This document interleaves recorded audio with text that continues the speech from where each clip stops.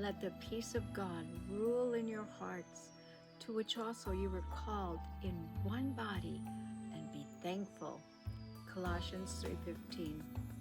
I was thrilled as I examined each Greek word in this verse. Let me paint a picture for you. You might be surprised, but imagine an umpire. The umpire holds authority to arbitrate and exercise power of making decisions for the game. He steps onto the field and he signals it to begin. As a skilled watcher and guardian of fair play, he ensures the rules of the game are observed. And when they aren't, his voice is lifted, calling the foul and naming the person responsible. Now, we've all seen matches where we've lost respect for a person who, though highly skilled, had a temper tantrum and began arguing and cursing and yelling at the umpire.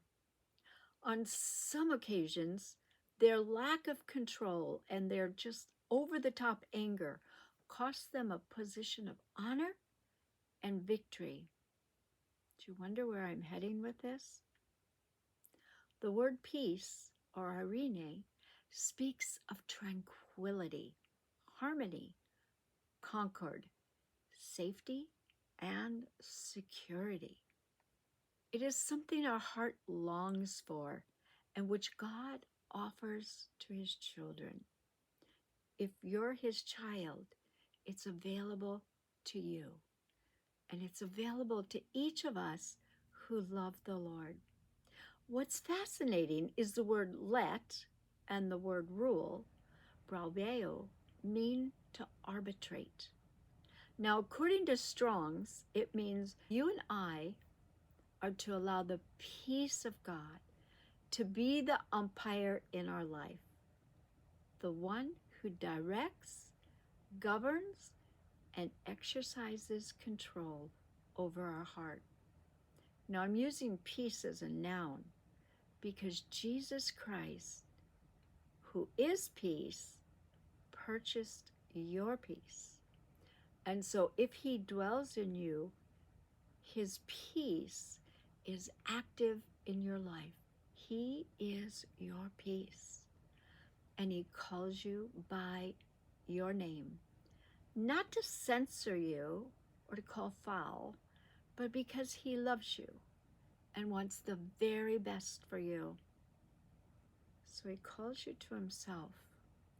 And as you listen and respond to his call, heeding his voice, he quiets the storm raging in your breast, causing you to experience his wonderful peace that passes all understanding.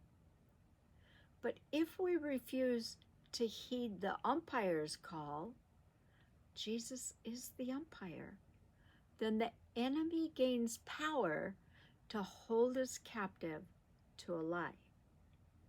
So the moment you turn your eyes off Jesus onto what threatens or upsets you, angers you, frustrates you, you can't hear his voice quietly calling you.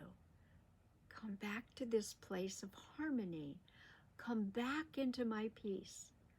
And this is very serious because in the process of not looking at Jesus and hearing his voice, you forfeit peace. Jesus spoke with authority to the destructive wind and the turbulent waves. Peace, be still. And they listened. The waves and the wind listened and obeyed his voice. And the result? Peace. It was all quiet. The storm ceased and peace reigned. Do you long for peace in the midst of the storms of life? Where Christ is, there is peace and safety. Turn your eyes on Jesus. Look at him. Invite Jesus to be the umpire over your thoughts and over your life, and allow His Holy Spirit to quiet the anxiety, the fear, the anger. He wants to quiet your heart and your thoughts with the wonderful love and peace of Jesus. The exciting thing is the presence of the peace of God manifests in your life with an overflow of thanksgiving. Think of a joyful river overflowing onto the parched soil. It's bubbling and it's happy, and it's bringing refreshment to the land. So the crops grow, and there's an abundance of fresh water to drink. As you walk in harmony with Jesus, thanksgiving begins to bubble up and overflow, bringing life and gratitude in its path. Look at Jesus. Today, may the peace of God rule